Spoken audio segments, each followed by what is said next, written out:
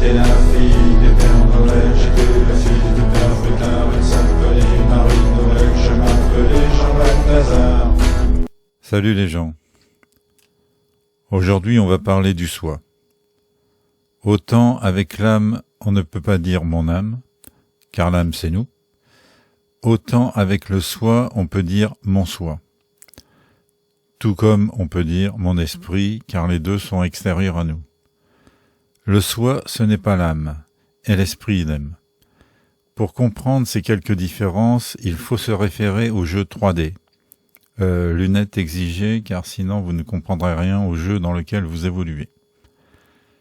Jeu 3D que l'on trouve un peu partout dans tous les bons commerces. Il y a le jeu et le joueur.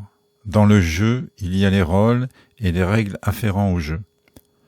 Le joueur est en dehors du jeu, tout comme le soi est en dehors de la matière. Matière égale jeu, joueur égale soi. Votre soi n'est donc pas vous. Le soi, le vôtre ou celui du voisin, est une unité de conscience ou particule ou cellule d'un être primordial créé, lui, par la source mère. L'être primordial existe toujours dans le monde du son, mais ces cellules, unités de conscience, ont été soufflées dans l'écho au moment du Big Bang. Donc, le soi, ce n'est pas vous, du tout, du tout, du tout. Pour le soi, la matière est un jeu et l'avatar, l'âme, vous, un pion lui permettant de se réaliser. C'est comme si, à chaque fois que vous faites une partie, l'avatar que vous avez utilisé pour gagner ou perdre prenait son autonomie à la fin de la partie.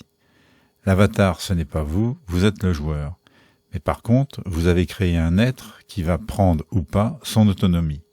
Pour le soi, la matière est un jeu sérieux, car il va construire son monde à travers ce jeu.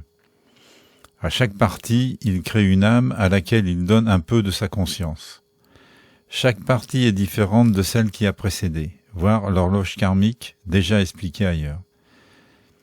De plus, le soi n'utilise qu'un seul rôle qu'il n'a pas choisi.